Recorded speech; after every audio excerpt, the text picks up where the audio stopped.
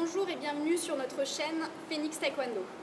Aujourd'hui, nous allons voir les stratégies de base et les tactiques de base du combat compétition.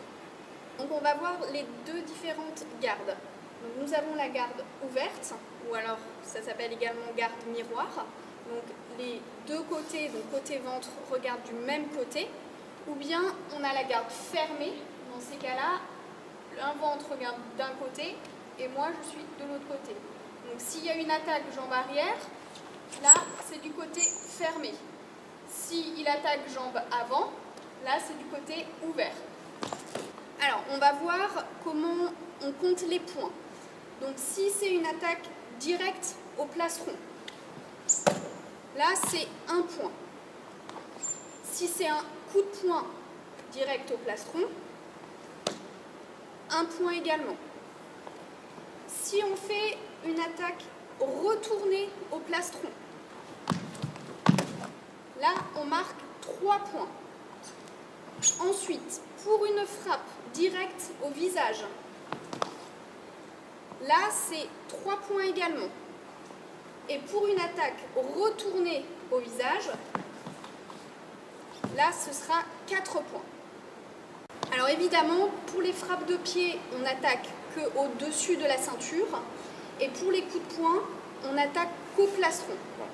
C'est-à-dire qu'en fait, les coups de pied peuvent être mis à la tête, mais pas les coups de poing. Voilà. Autre élément important pour scorer, il faut une puissance de frappe suffisante. Aujourd'hui, on est sur des plastrons électroniques. Alors pas là pour l'exemple de la vidéo, mais en compétition, ce sont des plastrons électroniques. Et vous avez des capteurs sur les mitaines. C'est comme des gants en mitaines, simplement c'est pour les pieds. Et effectivement, vous avez des capteurs dedans, ce qui veut dire qu'il y a un capteur de pression. Si vous touchez, mais pas suffisamment fort, aucun point ne rentrera. Il faut effectivement frapper fort et claquer le plastron. Je ne vais pas faire mal à Fanny, ce n'est pas le but, mais vous êtes obligé de frapper très fort pour marquer. Deuxième élément, vous êtes obligé de poser le capteur dessus. On va essayer de vous trouver une petite photo avec un capteur et les points où c'est. Mais si vous frappez avec certaines parties du pied, ça ne fonctionnera pas. Par exemple, il y a un capteur sur le dessus du pied, il faut donc pivoter le pied comme un vrai brandal tout à fait technique et pas frapper avec une partie où il n'y a pas de capteur, parce que là vous pouvez frapper aussi fort que vous voulez, vous ne marquerez pas. Il faut bien donc tourner votre pied pour arriver avec le dessus du pied sur le plastron et suffisamment fort. Il faut que le point il soit clair et net.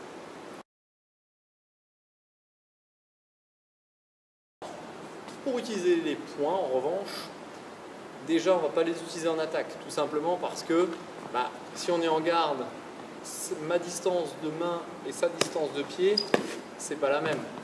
Donc vu qu'on est à un moment donné en garde assez éloignée, je ne vais pas commencer à chercher avec mon poing à 14 mètres au risque de me prendre un contre en pied. Donc pour le point, l'idéal c'est de l'utiliser au moment de l'attaque en contre. On les verra tout à l'heure effectivement, enfin on verra différentes stratégies, mais effectivement c'est défensif et non offensif à cause de cette distance. C'est-à-dire que je vais attendre que l'autre avance sur son attaque, bandale, voilà, bam, et là je peux frapper. Vous avez vu, elle a fait un mouvement de recul. Là le point il est clair. Si vous faites des petits coups de poing, c'est zéro. Il faut absolument que le point il soit clair. L'idéal, l'autre affiche un mouvement de recul comme c'était le cas. Et là effectivement, on voit bien qu'il y a eu un beau coup de poing. Je vous conseille toujours, une fois que vous avez le niveau de coup de poing, d'enchaîner avec un coup de pied.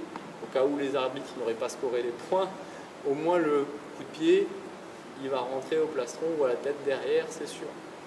Mais quoi qu'il en soit, c'est défensif et non offensif. Ensuite, ce qui est important, encore une dernière petite chose, vous n'avez pas le droit d'armer le coup de poing au-dessus de l'épaule. Ça part toujours d'en bas. Pourquoi? Parce que c'est un coup de poing d'art martial. Et effectivement, le risque d'armer au-dessus, c'est de toucher facilement le visage. Or, c'est interdit.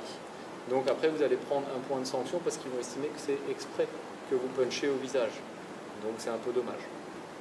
Dernier point, effectivement, les zones autorisées, on l'a dit, au pied, c'est tout ce qui est au-dessus de la ceinture. C'est-à-dire que si je frappe en dessous, je n'ai pas le droit en compétition, je suis obligé de frapper au-dessus de la ceinture. Maintenant, si je touche les parties blanches là et que je viens en Elliot-Chagi, poser mon pied, j'arrive, et je pose mon pied ici, il n'y aura pas de point. D'accord? Pourquoi? Parce que les zones avec capteur sont les zones de couleur. Donc vous allez chercher la partie couleur en frappe, oui, mais si je rate la tête sur mon hélio, sur mon coup de pied descendant marteau, et que je chope la clavicule, je n'aurai aucun point.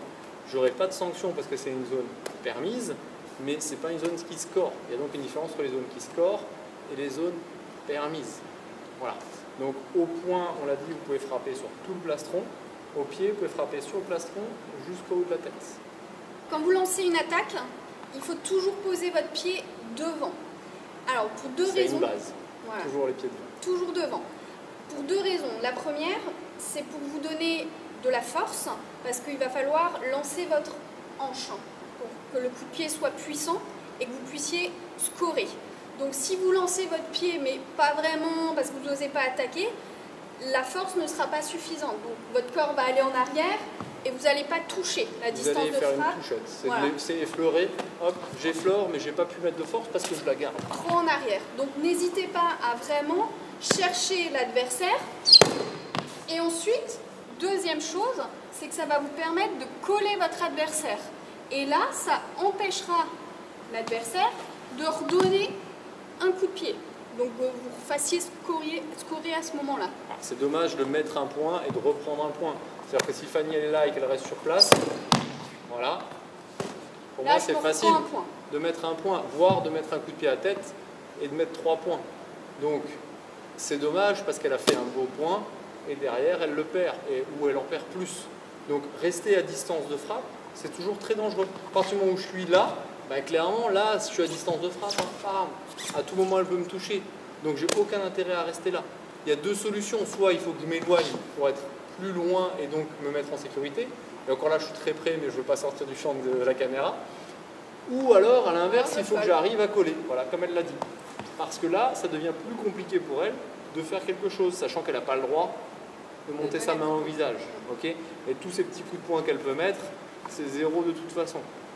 Donc c'est là que je suis en sécurité. Alors pour les bras, souvent en taekwondo on utilise beaucoup les jambes. Déjà on n'a pas le droit de frapper au visage avec la main. Et pour marquer au point, on l'a vu, c'est un petit peu plus difficile qu'au pied. On peut moins attaquer, on ne peut pas attaquer. Et c'est un coup de poing à placer à un moment donné où on est en situation de défense. Donc on utilise beaucoup plus les pieds, surtout que ça rapporte plus de points. Donc clairement on va chercher les points. Aujourd'hui, ce que moi je voulais dire, c'est juste que la position des mains, elle peut servir à faire différentes choses. Il y a tout d'abord les anciennes méthodes old school, si on peut dire, qui consistent tout simplement à s'en servir en alémaki. Au moment où elle attaque, je vais bien sûr me décaler pour ne pas prendre 100% de sa force sur le bras, en moyen de protection, mais je vais quand même laisser la main pour éviter qu'elle me touche. La main fermée, c'est mieux, ça évite qu'elle me laisse le doigt. Donc elle est là, hop, hop, là je laisse un peu ma main pour éviter qu'elle me suive, parce que si je ne le fais pas, elle peut me suivre. Le fait de me décaler, j'aurai moins de force, mais hop, j'empêche quand même. Et là, boum, je cherche mes points. Ok ? Ça, c'est la première chose qu'on peut faire avec ses mains, autrement que puncher. La deuxième chose, c'est, on le voit de plus en plus, c'est d'avoir une garde fermée complètement. Pourquoi ? Parce que avec mes protections, finalement, tant que son capteur de pied ne touche pas mes capteurs de plastron, il n'y a pas de risque. Donc là, hop, beaucoup plus difficile pour elle de scorer. Il y a des avant-bras, des protèges avant-bras. Il y a des protèges avant-bras, elle fait bien de le dire. Oui, sinon ça ferait mal. L'inconvénient de cette technique, c'est qu'à un moment donné, je me coince un petit peu. Donc il faut arriver à travailler, quand même malgré la garde fermée, en souplesse. Ok ? Ça, c'est un peu difficile au début, mais ça se travaille. C'est vrai, quand tu cherches les coups de pied plus en hauteur, et bien forcément, tu as tendance à un petit peu écarter les bras pour vraiment travailler la souplesse. De toute façon, à partir du moment où ça se voit dans tous les sports, que ce soit boxe française ou kickboxing, à partir du moment où ils sont en garde fermée mais qu'ils lancent la jambe, automatiquement il y a une ouverture des bras, c'est naturel. Mais justement, le but c'est d'essayer de ne pas finir comme ça sur vos attaques, parce que là, c'est dangereux, elle a raison. Au moment où j'arrive, hop, là, mon plastron il est ouvert et je vais prendre. Et je vais prendre cher parce que voilà, ça fait mal. Ok ? Donc, protéger un peu, c'est mieux, mais c'est difficile, c'est un vrai travail. Ensuite, il y a l'autre technique, donc comme on a vu juste avant, lorsqu'on va coller l'adversaire pour ne pas se reprendre un point, où on va positionner ses bras un peu écartés, alors je n'accroche pas à l'adversaire parce que je n'ai pas le droit, mais je vais empêcher en fait le combattant de pouvoir me redonner un coup de pied. Là, il est coincé, il ne peut rien faire, mais je ne l'attrape pas. Dans l'idéal, les bras sont légèrement en avant, comme si vous vouliez l'attraper, mais sans l'attraper. Ça montre bien à l'arbitre, je ne l'attrape pas. Et c'est vrai que là, bah, ça va coincer. Okay. Après, aujourd'hui, il y a différentes stratégies, puisqu'il y a des capteurs sous les pieds. On va peut-être juste le voir, on le verra tout à l'heure. Mais quand je suis au corps à corps, je peux chercher avec mon capteur qui est juste sous le pied là, à faire ce fameux coup de pied de singe, le monkey kick qu'on commence à voir, qui n'est pas très taekwondo-esque, mais qu'on commence à voir en compétition parce que ça score. Ok, je cherche avec l'intérieur, selon la souplesse, on y arrive, et c'est le petit danger aujourd'hui. Ça, on verra après. On verra après, mais au moins ça évite bien les coups de pied à la tête. Ouais. Et c'est pour ça que dans l'idéal, il faut vraiment chercher à coller pour éviter le coup de pied singe. Essaye. Là, vous voyez, c'est plus difficile parce que je suis prêt. Si je suis trop ouvert au niveau de mes bras, là, ça peut passer. Ok, donc bien en avant, c'est important. Ok, donc là, on va voir la situation où, lorsque j'attaque l'adversaire, je vais le coller. Mais comment je vais faire pour continuer mon combat? À ce moment-là, je vais essayer de ressortir en lançant une frappe, mais je vais ressortir pas dans la même direction que je suis venu, mais dans une direction opposée. Alors ça, c'est très important. Et en plus, elle a dit quelque chose qui a souligné, c'est qu'il faut sortir avec une frappe. Si vous sortez sans frappe, bah, l'autre, qu'est-ce qu'il va faire? C'est lui qui va vous frapper. Il ne va pas attendre, il va relancer une attaque. Exactement. On va juste faire la première situation. Donc je vais attaquer, je vais coller, et mon but c'est de ressortir sur le deuxième plot bleu. Je commence un pot bleu, je ressors de l'autre côté. Voilà, c'est-à-dire qu'il ne faut pas travailler en avançant et en reculant le combat. Okay, la vie, c'est pas une ligne droite, il y a plein d'espace, il faut exploiter tout l'espace. Parce que si je ressors dans la même... On va faire la situation. Donc ici, j'attaque, ok, je ressors, et là, automatiquement, il va me cueillir plus rapidement que moi je pourrais. Et encore, si elle avait eu un casque, directement la tête. J'aurais cherché la tête. Mais... Ok, donc sortir dans la même direction, c'est se mettre en danger de reprendre des points derrière, voire même plus, puisque là, j'aurais eu un point.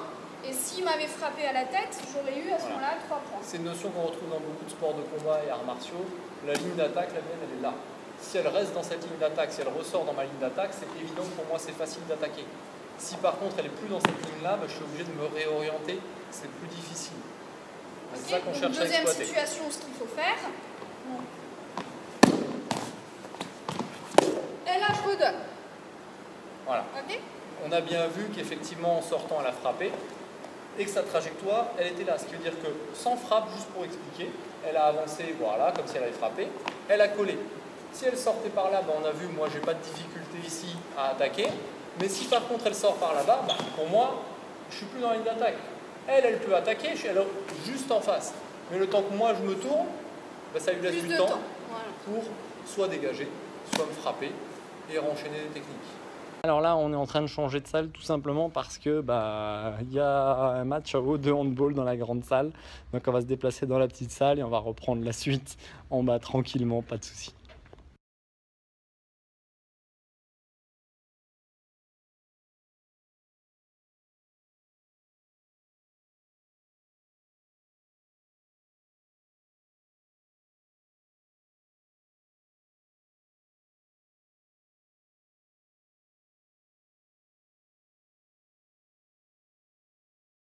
On a dit tout à l'heure, quand on était collé, il y avait différentes choses qui pouvaient être faites. Donc on a commencé par parler, comme toi, de ce fameux coup de pied en singe, si jamais effectivement l'adversaire il laisse une ouverture. C'est-à-dire que là, pour moi, c'est un peu plus compliqué, mais quand même réalisable.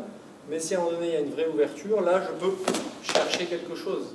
Ok, bon là, j'ai beaucoup reculé. Le but, c'est pas de reculer forcément autant, mais je peux chercher quelque chose comme ça.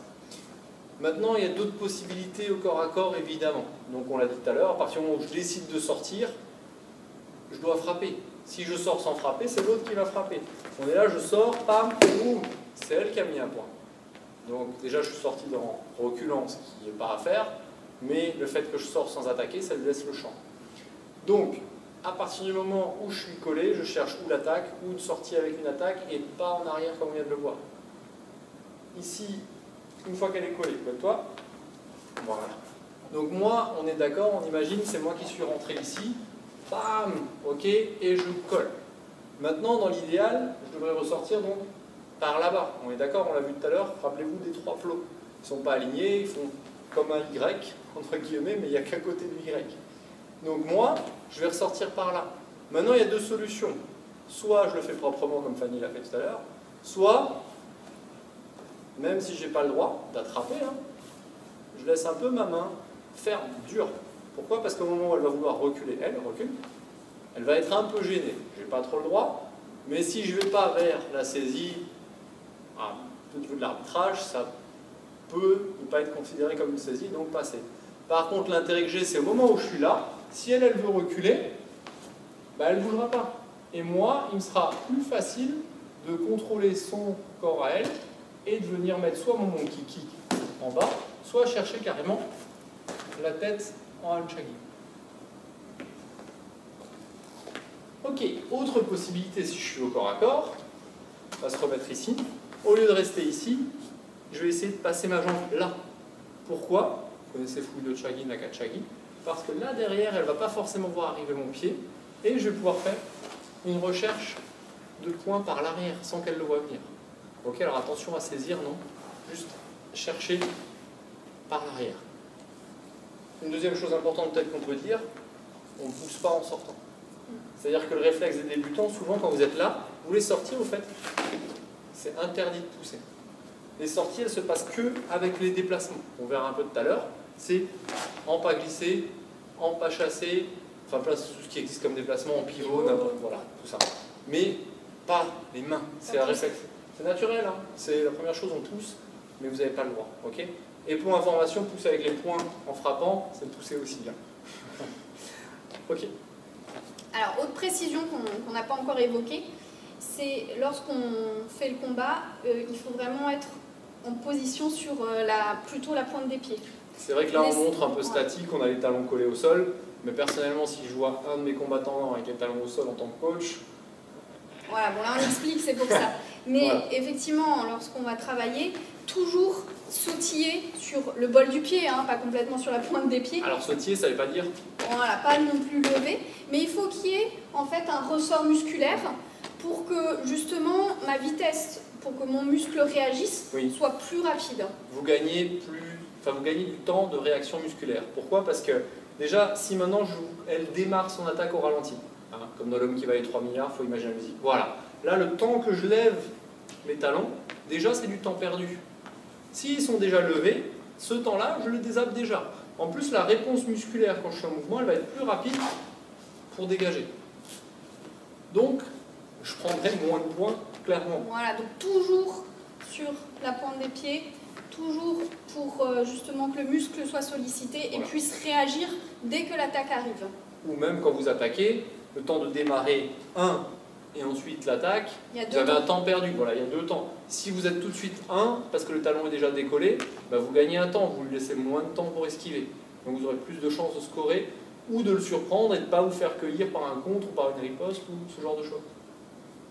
Alors on va voir peut-être les pas de déplacement du coup. Allez. Donc on a dit déjà tout ce qui est step, ok, c'est finalement votre moment de repos. Alors pour les débutants, je sais que c'est difficile le step parce que c'est un effort cardio. Ça sollicite aussi les mollets. Ouais, ça sollicite aussi les mollets, ça fait des crampes pour les débutants sans doute. Mais c'est vrai qu'à un moment donné, si vous êtes là, c'est que vous êtes cuit et que l'autre il va en profiter, vous allez vous faire cueillir.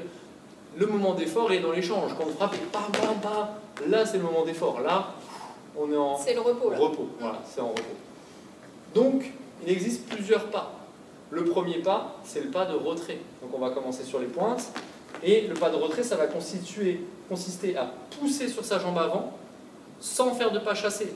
On reprend peut-être le pas chassé, vous voyez, elle va coller ses pieds. 1, 2, voilà. Dans le pas chassé, que ce soit en avant ou en arrière, on colle les pieds. Et il y a 2 temps. Voilà. D'accord? C'est 1 et 2. Ou à l'envers, 1 et 2 voilà. dans l'autre sens. Nous, ce qu'on veut, c'est un seul temps. 1. D'accord? Pourquoi? Parce que si elle doit attaquer après, elle va faire coller les pieds, 1 temps, écarter les pieds, 2 temps, riposter, 3 temps, démonstration. 1, 2, 3 pour lancer sa frappe. Donc il y a 3 temps. Si elle fait un pas glissé et qu'elle lance sa frappe, vas-y, 1, 2, elle est dans l'attaque. Ok? Pas de problème, on a gagné 1 temps. Le but taekwondo sportif et des déplacements, c'est de gagner des temps. D'être le plus rapide. Voilà. Plus d'être rapide, moins vous laissez le temps à l'adversaire de réagir, et plus vous pouvez enchaîner vos techniques. Maintenant, on va regarder de nouveau un peu ce pas de plus près. Au début, pour l'apprendre, on décolle un peu la jambe arrière. Ouais, alors on va pas autant parce que sinon on est trop penché sur la jambe de devant, mais un petit peu, et on pousse sur la jambe arrière, pousse sur la jambe avant pour pousser. Si vous voulez le faire dans l'autre sens, c'est la même chose. Voilà, on va juste monter la jambe, lancer un peu, et ramener l'autre jambe, c'est elle qui pousse derrière. Et en fait, l'écartement des pieds doit rester en fait la même. Oui, parce qu'en fait, vous conservez votre garde. Parce qu'effectivement, si tu es en pas chassé au moment où tu colles, j'ai plus de garde, Voilà. je reviens en garde. Or, si je suis en pas glissé, je suis toujours en garde. Au Toujours moment la même garde. où je décide d'attaquer, bam, je suis déjà prêt. Alors qu'en pas chassé, je suis obligé de faire un temps, revenir en garde et frapper. Donc on perd la garde, on perd l'opportunité d'attaquer. Parce que si je suis là et que c'est le moment d'attaquer, ben, je suis obligé de perdre un temps et là c'est trop tard, elle a peut-être bougé. Donc ça, c'est à éviter de coller les pieds. Ensuite, on peut peut-être préciser, on verra peut-être ça sur tout à l'heure, les différentes techniques, on va rester sur des pas de déplacement. Mais la base, toujours sur les pointes, c'est-à-dire quand vous reculez, ici vous ne posez pas le talon. Ça, c'est important pour la suite. Pour repartir. Pour repartir en frappe. Mais on verra ça tout à l'heure dans les stratégies. Deuxième pas, pivot. Le pas de pivot. Pas de pivot. Donc pas de pivot, on est toujours en garde. On est en garde ouverte, garde fermée pour l'instant, peu importe. Enfin, même écartement de pied. Voilà, on a toujours les pieds un peu plus larges que les épaules. Et là, cette fois-ci, je vais faire un pivot avec mon corps en entier. Tout le corps tourne. Tout le corps va tourner. C'est pas juste le bas haut du ou jusqu'au corps. haut, je sais pas quoi. Donc là, je suis en step et là, je vais voilà. Il faut aussi prendre ça parfois comme un appel, c'est-à-dire que ici, je ne suis pas bien placé pour frapper de son côté ouvert, ou je suis trop loin, même si je pourrais la toucher, mais pour la démonstration, ben, je vais me positionner. Je vais faire 1, et ça me permet de me positionner pour faire une vraie attaque. Ça, c'est un premier point. Le deuxième point, c'est aussi peut-être, elle est plus loin. Ah. pour la chercher. Ouais. Voilà, hein, à un moment donné, la jambe elle a sa limite, même si vous tendez un maximum vos attaques, vous avez vos limites.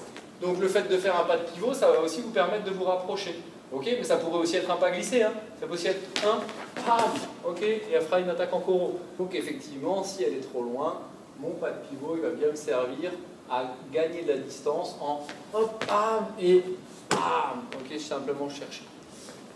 Un petit point que je viens de constater, ne descendez pas trop sur vos appuis. Parce que là, c'est toujours dangereux de baisser sa tête. Hein. Restez toujours plutôt droit. Les deux autres déplacements qu'on n'a pas vus, le pas glissé latéral peut-être et le pivot arrière. Pivot arrière, même principe. Simplement, ma rotation, au lieu de se faire vers l'avant, elle va se faire vers l'arrière. C'est possible aussi.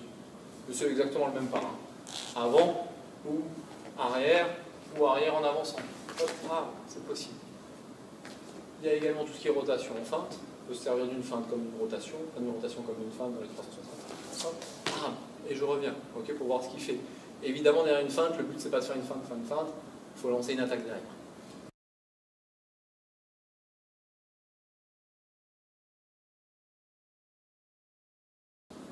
Déplacement latéral.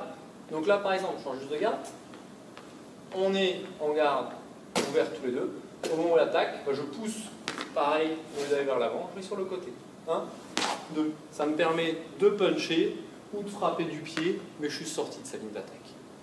Deuxième chose, éventuellement, je peux me servir des pas de pivot sur le côté. C'est-à-dire cette fois-ci, au lieu d'être en garde ouverte, on va être en garde fermée. C'est-à-dire qu'au moment où l'attaque, hop, moi je vais chercher un premier pas de pivot ici. Ça arrive, c'est pas grave. Et le deuxième, pourquoi pas, là, si je veux sortir pour lancer une attaque, c'est possible aussi. Ok ? Donc tous ces déplacements, ils sont hyper importants pour les esquives, pour les replacements, pour les feintes, pour tout simplement marquer des points, éviter d'en prendre. C'est une grande base du taekwondo et déplacement. Maintenant, on va voir les différentes attaques qu'on peut faire. Donc là, on va commencer par du old school. Du old school, vieille école. Voilà. Donc du coup, on va commencer avec une attaque bandale classique, mais jambe arrière. Okay, donc la petite précision, c'est juste qu'il va falloir vraiment lancer votre jambe, lancer votre hanche pour tirer sur vos adducteurs et pouvoir avoir une distance de frappe beaucoup plus grande et pouvoir toucher votre adversaire. Si vous lancez votre bandale juste comme ça, j'arriverai pas à le toucher. Et surtout en posant derrière en plus. Et en reposant derrière. Donc du coup, là, je vais vraiment lancer au maximum de ce que je peux pour essayer de toucher mon adversaire.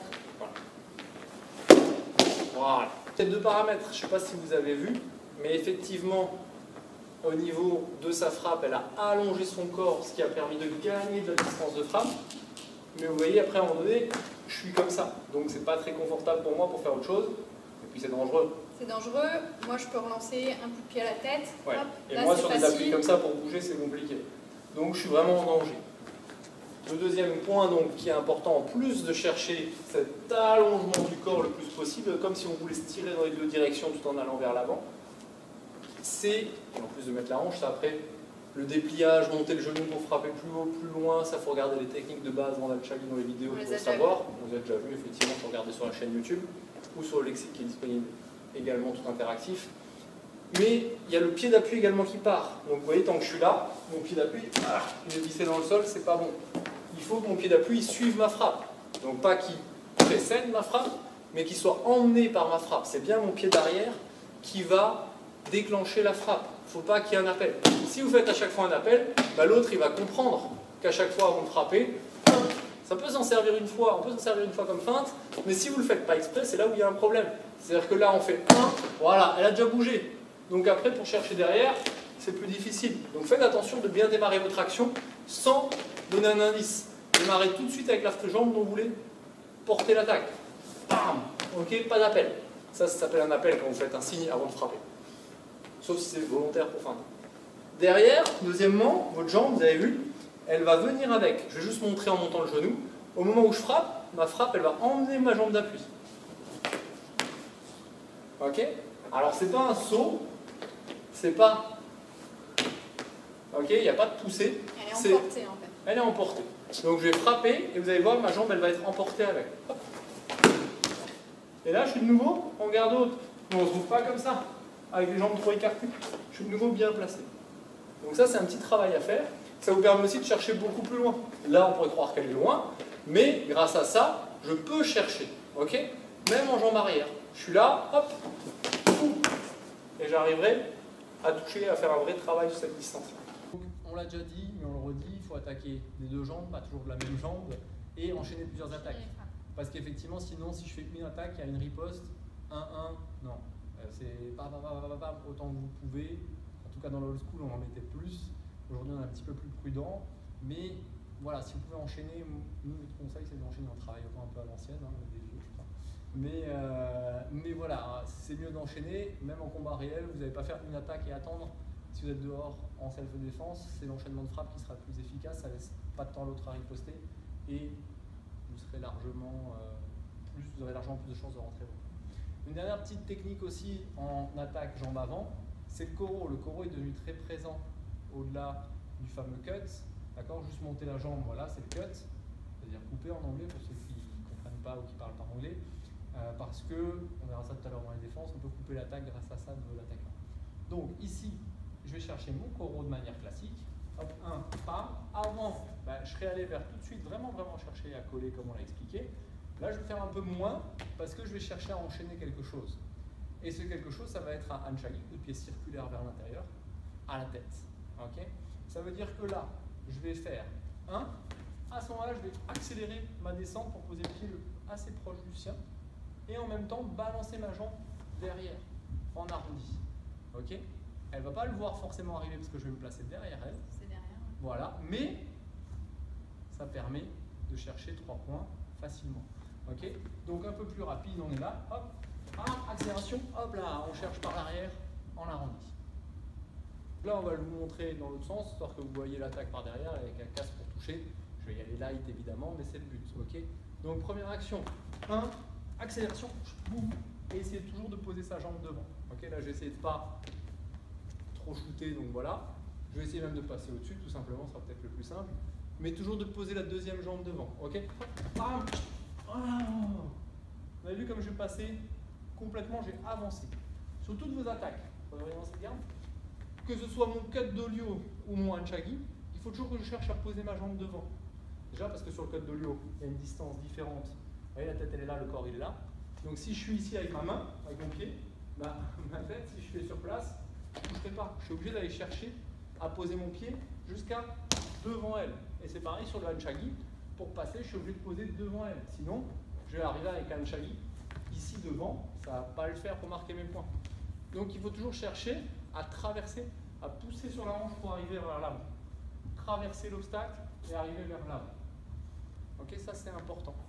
Et là, pour ça, on retrouve cette notion d'allonger le corps. Quand vous faites votre cut, après le dolio, il vient hop, étirer et poser vers l'avant. D'accord? Ça vous permet d'ouvrir plus vos hanches et de chercher plus loin et de chercher la tête. Alors c'est un petit travail de souplesse. On peut peut-être préciser que le genou a une part importante, il ne faut pas le descendre. Si vous descendez votre genou, là il y a un temps mort où il peut attaquer. Le genou il reste bien sur place pour refrapper. Okay? Une autre petite chose sur le cut d'olio, peut-être ne pas arriver tendu. Parce que si vous arrivez tendu, ben après, pour réarmer et retoucher, c'est compliqué. Si vous gardez une petite marge, hop, là, ben, il y a de quoi faire encore un petit effet ressort pour frapper facilement. Et ça vous permet d'allonger plus, tout simplement. Et de chercher. Quoi qu'il arrive, peu importe la technique que vous utilisez, une fois que vous avez fait votre Koro d'olio ou votre Hanchagi, vous vous retrouvez donc ici, comme je viens de montrer avant. Et ici, on peut tout de suite enchaîner avec notre Nakan, notre Fulio, par derrière pour continuer de chercher des points si on a l'ouverture ou si on a raté notre technique. Ça peut être une solution. Okay? Par contre, ne restez pas longtemps dos à l'adversaire, ça peut être dangereux. Donc on a vu les défenses, un petit lien rapide avec la vidéo sur l'arbitrage qu'on a fait. On a vu les attaques, pardon, on va voir les défenses. Un petit lien rapide avec peut-être la vidéo sur l'arbitrage qu'on a fait. Il faut savoir que tout est arbitré en coréen avec une gestuelle bien codifiée. Donc regardez la petite vidéo si vous êtes coach débutant ou si vous êtes compétiteur débutant, parce qu'au moins vous comprendrez ce que l'arbitre vous raconte et quand il vous sanctionne, etc. Donc on a vu toutes, pas toutes, mais on a vu une partie des attaques. Bien sûr, vous pouvez attaquer en hélio, en coronélio, après toutes les attaques que vous connaissez, classiques, vous travaillez sur raquette pas ou à l'entraînement. Tout est possible, voilà. Là, on donne juste des principes de base. À poser devant, chercher à coller ou à dégager par rester dans la zone de frappe, chercher à gêner l'adversaire, le bloquer éventuellement quand je sors dans le dos, comment je peux sortir, ne pas sortir en ligne, etc. Des principes généraux, hein, on est d'accord. C'est évidemment, si vous êtes compétiteur depuis 25 ans, c'est pas là que vous allez apprendre grand chose. C'est des bases pour aider les gens débutants à commencer aussi, surtout après les JO. Je pense qu'il y en a qui ont vu les JO et qu'ils cherchent un peu à reproduire ça, donc il faut bien leur expliquer. Donc, ensuite, nous, ce qui nous intéresse maintenant, ça va être les attaques. Avant, on l'a déjà dit, les attaques avec le poing, ça ne marche pas très bien. Oui. Donc, ce qu'on va voir maintenant, ça va être les défenses. Okay, les défenses, on l'a dit tout à l'heure, on a vu les attaques, hein, donc toutes les attaques de pied. Il ne faut surtout pas attaquer avec le poing, ça on l'a dit. Maintenant, on va voir les défenses. Okay, donc, pour les défenses, il y a plusieurs principes, on l'a dit avant, contre, riposte ou... voilà, ou contre-attaque, hein, ces trois principes de base. Maintenant, dans les faits, qu'est-ce que ça donne? C'est savoir comment réagir en fonction de, voilà. en fonction de la garde dans laquelle on va être. Oui, aussi. C'est vrai que déjà, il y a l'observation du coach et l'observation de votre propre fait quand vous combattez. Savoir quelle jambe il utilise. Est-ce qu'il fait toujours des jambes avant? Voilà. Est-ce qu'il fait toujours des jambes arrière? Est-ce qu'il frappe toujours la jambe gauche qui sont en jambe avant, en jambe arrière? Est-ce qu'il frappe toujours la même jambe droite? Est-ce qu'il a tendance à faire des appels avant de frapper? Tout ça, ça relève de votre analyse et de l'analyse du coach qui va vous conseiller pour dire regarde, tu as vu ça, machin, essaye de te placer ça. Regarde, il attaque toujours jambe arrière. Quand tu es en garde ouverte, bah, essaye de placer du chagi. Ça, c'est des conseils en fonction des stratégies qu'on voit là. Ça, c'est le regard du coach et votre regard progressivement qui va évoluer. Donc, premier contre, hein, tout simplement.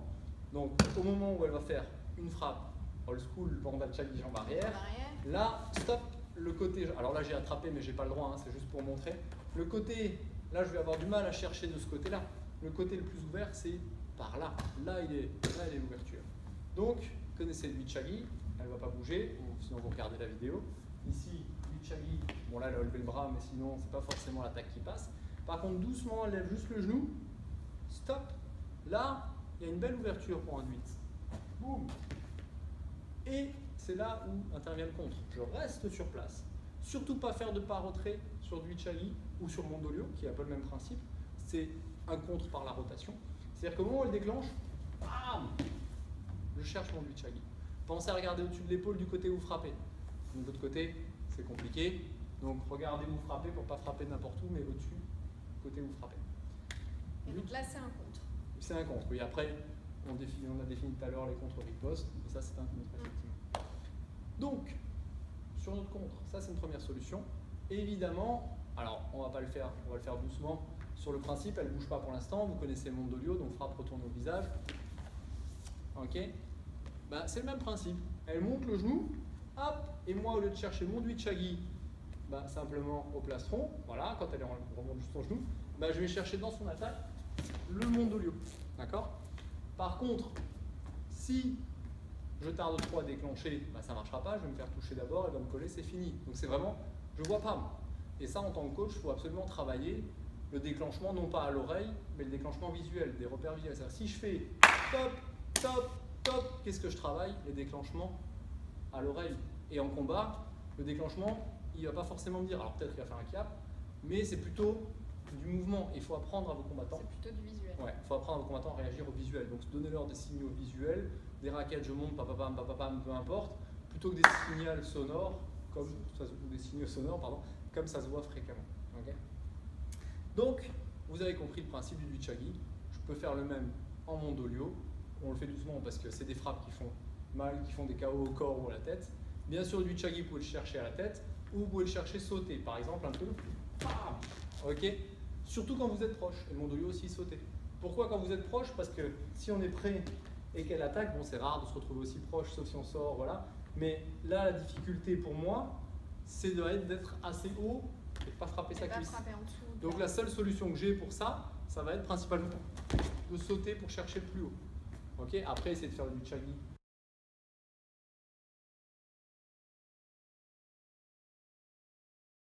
Ok, donc cette fois-ci, on va voir en situation de garde fermée, donc une défense. À ce moment-là, on va continuer à attaquer jambe arrière. Et cette fois-ci, je vais d'abord faire un pas de retrait, mais je vais remiser tout de suite. Donc je vais relancer tout de suite une attaque. On est sur 2 temps. Voilà, Avant, le Dvichagi, on était sur un temps.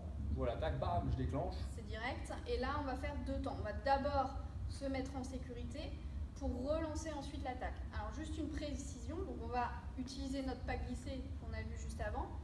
Et tout est lié. Pour réattaquer avec donc, ma jambe arrière, l'important, c'est surtout de ne pas poser le talon au sol. Ouais. Sinon, je vais perdre du temps. De manière générale, le step, tout ça, jamais les talons. Toujours rester sur la pointe de pied. Et dès que je sens le sol, à ce moment-là, je relance l'attaque. Donc pareil, on est en step, remise directement. Ok? Donc on recommence juste. Attends. Ok, donc on est en step, pas glisser. Et on redonne directement sans poser le talon. Ok? Alors peut-être juste expliquer ce détail-là. C'est vrai que si vous posez le talon, qu'est-ce qui se passe? Toute l'énergie que vous avez emmagasinée en ressort, là, vous voyez, c'est un ressort. Okay, ce ressort-là, vous allez le perdre. Donc le ressort que vous avez là, 1, 2, il va disparaître. Vous ne prenez pas, là, il faut prendre la force du sol. On s'appuie, on prend la force du sol. Dès qu'on touche le sol, la jambe doit repartir. Exact, ça c'est important. Dès qu'on sent le sol, on peut repartir. Ça suffit, c'est pas la peine d'attendre que le talon. Non seulement vous gagnez du temps, mais en plus, vous allez garder la force de l'attaque. Parce que moi, ce qui m'intéresse, si elle a la jambe en l'air, ça va de frapper le plus vite possible. Parce que si j'attends, elle va pouvoir bouger. Ou attaquer, ou repartir. Okay, donc mon but, ça va être d'attaquer le plus vite possible. Or, si j'ai posé un temps de plus pour poser, un temps de plus pour relever, j'ai perdu 2 temps. Au lieu de faire 1, 2, je me retrouve à faire 1, 2, 3, 4 pour attaquer. Et pire, si je fais un pas chassé par rapport à un pas glissé, je me retrouve à faire, en collant mes pieds, 1, 2, 3 pour poser le talon, 4 pour le lever, 5 pour attaquer. Ouais, donc c'est pour ça qu'on garde bien le pas glissé et qu'on ne fait pas un pas chassé. Et qu'on ne pose pas le talon. Et qu'on pose pas le talon. Non seulement c'est plus fort, mais en plus vous avez vu de passer de 2 temps à 5 temps. Donc en 5 temps, lui, il a le temps d'aller boire un café, de revenir et de vous en coller une quand même. Ouais. Alors, ce qu'on vous dit là en garde ouverte, en garde fermée, c'est bien beau, mais ça peut être pas toujours vrai, c'est à vous d'analyser. Je veux dire, par exemple, on a dit là on est en garde ouverte, il attaque jambe arrière en mode old school. Oui, mon Dvichagi, c'est la bonne défense. Ok. En revanche, change de garde, elle attaque toujours jambe arrière. Si j'attaque en Dvichagi, j'ai un problème parce que nos 2 jambes, elles vont se... Je peux réagir plus vite et peut-être scorer, mais c'est beaucoup plus difficile. L'ouverture, elle est beaucoup plus petite.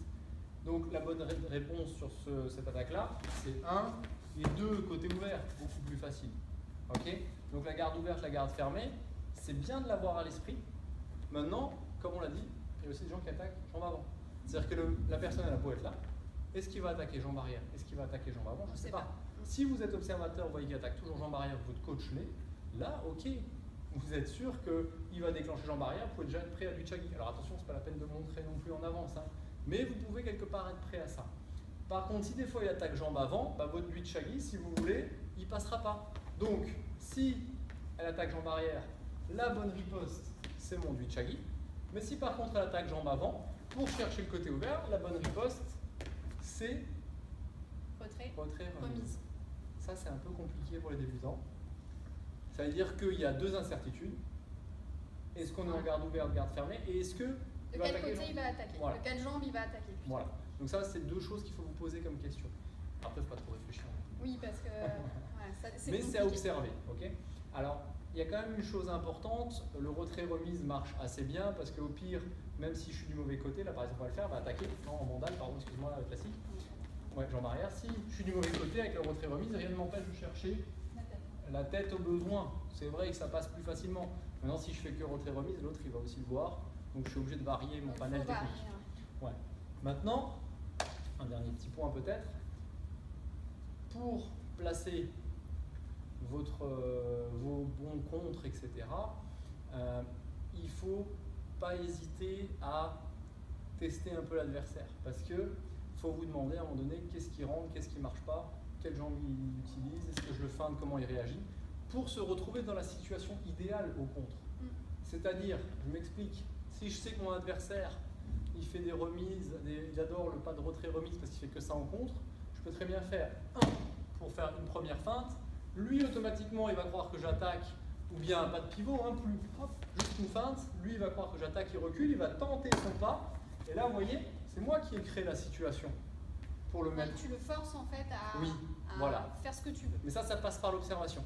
Ça devient de la stratégie. Et ça, c'est peut-être le rôle du coach aussi de conseiller ses compétiteurs. C'est ça. Et ça se travaille l'entraînement aussi. Voilà. Mais plus le combattant est observateur, plus il pourra de lui-même faire ça. Et devenir un bon coach aussi un jour. Ici, on est là. Donc si par exemple, même moi, ce qui m'intéresse, c'est de placer un duit, parce que je n'arrive pas tellement à la chercher en attaque. Donc je vais plutôt la feinter. Hop, elle va reculer, placer son attaque, sa riposte préférée. Donc, hop, c'était le moment où tu devais faire une riposte. La droite remise. Donc, moi, si j'aime bien placer, si j'ai du mal à chercher en attaque, et que le duit, je sais qu'il va passer avec elle, je l'ai déjà mis 2 fois dans le combat, rien ne m'empêche de créer la situation où elle va reculer. Donc, je vais feinter, attendre sa riposte, ou plutôt sa contre-attaque, et c'est moi qui vais placer mon contre. Là, ça devient très stratégique. Ok, donc, hop, hop, bam, en 2 temps. Voilà, alors on le fait doucement évidemment, mais c'est le but de créer des réactions avec les feintes. Ok, donc après ça c'est vraiment la technique, la tactique pure. Tu vas shooter. Ouais. J'ai pas appuyé la frappe, mais j'ai vu. Ce qui est important aussi dans vos défenses, c'est de savoir au moment où il frappe dans quelle garde je vais me trouver. C'est-à-dire que là on a une garde bien posée, on est en garde ouverte. Maintenant si elle attaque jambe avant, juste monter, stop, on est bien toujours en garde ouverte.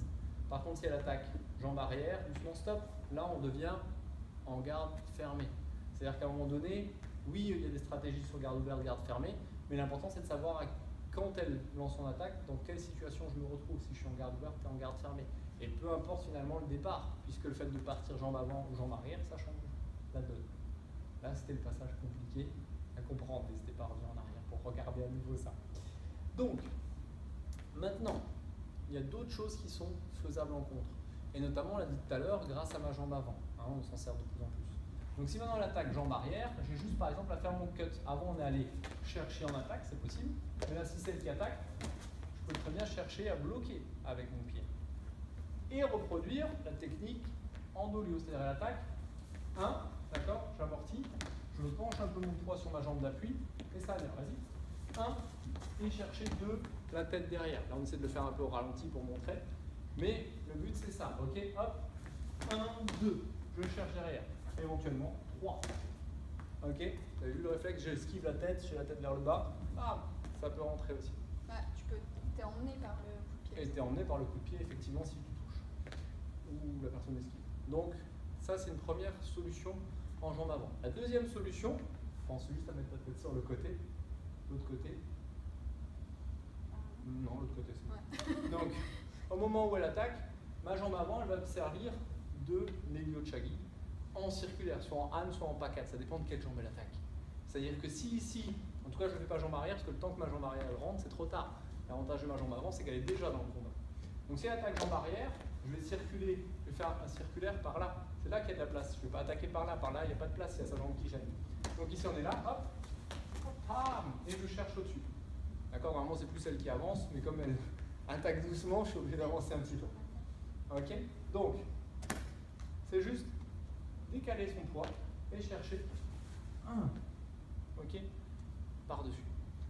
Si éventuellement on est dans l'autre garde, d'accord, garde ouverte, et qu'elle commence à chercher, pourquoi pas, en jambe, vas-y là, voilà, ok, je peux toujours chercher du côté ouvert vers l'extérieur, mon hélio, ok. Donc seulement, ça dépend effectivement dans quelle garde on est, mais jambes avant, soit ici c'est là qu'est la place, soit si elle attaque jambe avant, je peux chercher vers l'autre côté, soit Anchagi, soit pas Kachagi. L'important c'est de passer du côté ouvert, là où il n'y a pas la jambe qui attaque pour avoir de la place. Ok, donc avant on l'a dit, le point en défense c'est ce qu'il y a de mieux. C'est-à-dire que là par exemple, si elle attaque, je vais réutiliser mon déplacement qu'on a vu tout à l'heure, le plugin C. Donc évidemment c'est pas vers le côté, mais c'est en diagonale vers ici. Ok, donc j'essaie de me placer et d'avancer. À ce moment-là, je vais frapper sans monter le point au-dessus de l'épaule, je le rappelle. Elle arrive, hop, 1, 2, mon attaque elle est nette. Ok. Et derrière, tout de suite, frappe de jambe pour chercher comme vous le sentez, ou la tête, ou le corps, ça c'est selon vos affinités, votre souplesse et ce que vous sentez sur le moment, mais enchaînez-moi quelque chose. Ensuite, dernière petite chose, la riposte. Donc le principe il est simple. J'ai pris un point mais je le rends, ou j'ai pris un point et je cherche plus de points. C'est-à-dire que un point, boum, ok, bam, un point. Simple, un point pour un point. Maintenant je peux en chercher plus, en doublé, en 360, ou pourquoi pas chercher la tête, voilà tout à fait. C'est-à-dire qu'elle m'a donné là, 1, hop, bam, 2, en avançant, là j'ai pas voulu la toucher, mais en avançant pour chercher plus de points que ce que j'ai pris, tout simplement. Voilà, donc après il y a ces notions-là, accepter parfois une frappe, ou éventuellement protéger. Ouais. Alors accepter de prendre un point pour en mettre 3, il y a ces notions. Ok. On a vu avant le blocage avec la main ? Dernière petite défense, je défends comme un almaki, c'est-à-dire qu'au moment où elle frappe, je ne vais pas bloquer de toute ma force, parce que là c'est très dangereux, mais je vais arriver à me déplacer, d'accord, pour esquiver la frappe. Alors si j'utilise pas ma main, le problème c'est qu'elle va me suivre, bam, elle va me toucher, donc je vais utiliser ma main quand même pour le petit reliquat de force, le bloquer, et tout de suite, boum, toujours le même principe. Vous ne posez pas le talon, vous arrivez, effet ressort, bam, bam, comme sur le retrait. Voilà, je crois qu'on a tout dit. À peu près. Allez.